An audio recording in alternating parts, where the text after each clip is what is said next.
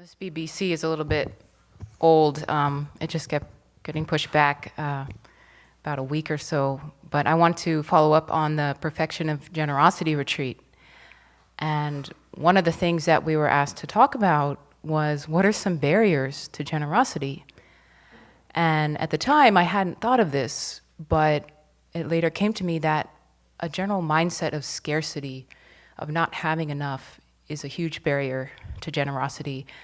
And I think that that's definitely something that I notice within myself a lot of the time.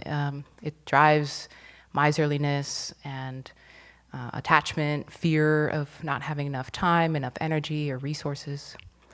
So I was very happy to come across a practice in a book that another Sangha member is reading.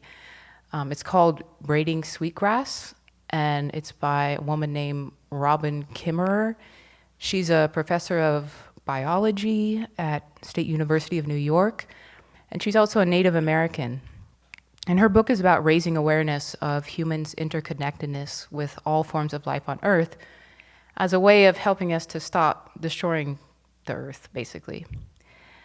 So in the book, she shares a speech called the Thanksgiving Address, which I thought is a wonderful practice for deliberately cultivating gratitude and appreciation and contentment. And this is an address that the Onondaga Nation recites each time that they meet. They're a tribe in in New York. And in their language, it's called the words that come before all else. And in this Thanksgiving address, each element of the ecosystem is named and thanked for the function that it performs. As she's introducing this address, Kimmerer writes that many Native peoples across the world, despite their myriad cultural differences, are joined in having generosity and gratitude as sort of their unifying element. And the Thanksgiving address that the Onondaga Nation recites each time that they meet puts gratitude as the highest priority. And they make sure that they say it before they engage in whatever they had gathered to do.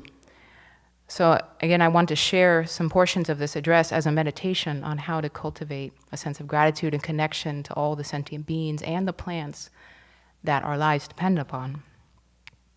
So the address begins, "Today we have gathered, and when we look upon the faces around us, we see that the cycles of life continue. We have been given the duty to live in balance and harmony with each other and all living things. So now let us bring our minds together as one, as we give greetings and thanks to each other as people. Now our minds are one.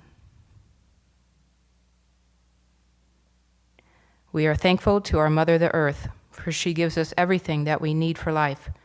She supports our feet as we walk about her. It gives us joy that she still continues to care for us, just as she has from the beginning of time. To our Mother, we send thanksgiving love and respect. Now our minds are one. We give thanks to all the waters of the world for quenching our thirst, for providing strength and nurturing life for all beings.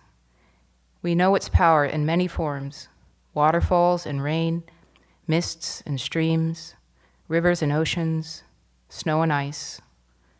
We are grateful that the waters are still here and meeting their responsibility to the rest of creation. Can we agree that water is important to our lives and bring our minds together as one to send greetings and thanks to the water? Now our minds are one. With one mind, we honor and thank all the food plants we harvest from the garden, especially the three sisters of corn, bean, and squash, who feed our people with such abundance. Since the beginning of time, the grains, vegetables, beans, and fruit have helped the people survive. Many other living things draw strength from them as well. We gather together in our minds all the plant foods and send them a greeting and thanks. Now our minds are one. Standing around us, we see all the trees. The earth has many families of trees who each have their own instructions and uses. Some provide shelter and shade, others fruit and beauty, and many useful gifts. Many peoples of the world recognize a tree as a symbol of peace and strength. With one mind, we greet and thank the tree life. Now our minds are one. We gather our minds together to send our greetings and thanks to all the beautiful animal life of the world who walk about it with us. They have many things to teach us as people. We are grateful that they continue to share their lives with us and hope it will always be so. Let us put our minds together as one and send our thanks to the animals. Now our minds are one.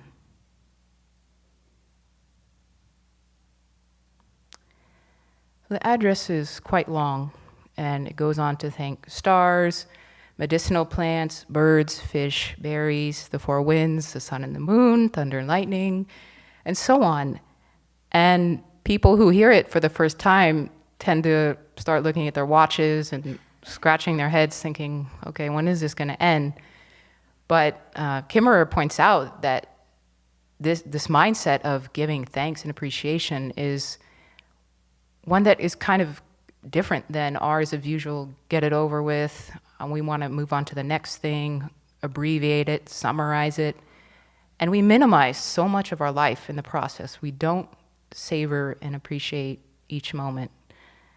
And she writes, in a consumer society, contentment is a radical proposition. Recognizing abundance rather than scarcity undermines an economy that thrives by creating unmet desires.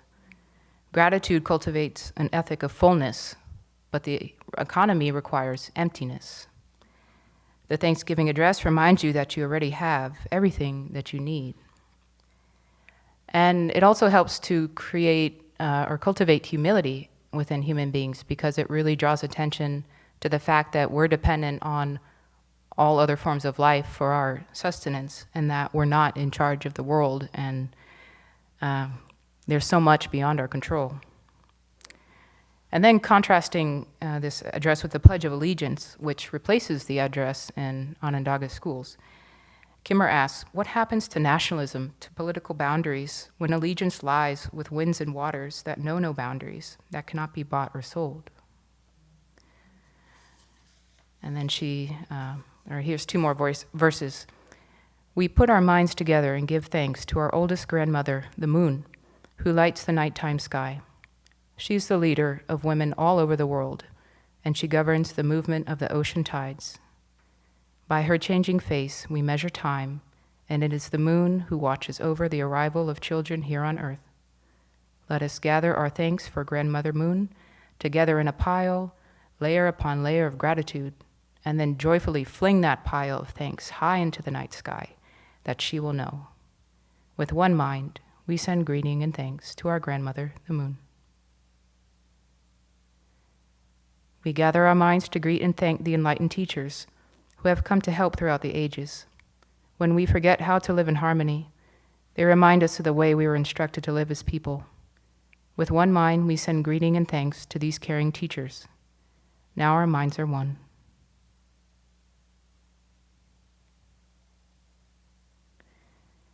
The address has been published in over 40 languages, and Kimmerer calls it a powerful political document, a social contract, a way of being, all in one piece. And recognizing the interdependence and interconnectedness of all life, the address reminds people that we're all bound to each other in a relationship of mutual benefit and reciprocity. And then it ends. We have now arrived at the place where we end our words. Of all the things we have named, it is not our intention to leave anything out. If something was forgotten, we leave it to each individual to send such greeting and thanks in their own way. And now our minds are one. You probably noticed that now our minds are one, which is interesting from a Buddhist perspective, since we have individual mind streams. But I think it's about generating that common motivation, that common intention. And in this way, you can see how acts of generosity and gratitude trigger those same states of mind in other beings. So really, one act of generosity can go so much further than just that one instance. And for this reason, I think generosity is really a very profound practice, and it may be the first perfection, but it's something that can continue to infuse our practice all the way up to Buddhahood. And the Buddha is probably the most generous of all. He's devoted his whole being to helping others. So may his example inspire us, and may this Thanksgiving address also inspire those who maybe are not interested in Buddhism, but really wish to reconnect with the earth and to show appreciation for all that we have in our life, because it's actually quite a bit.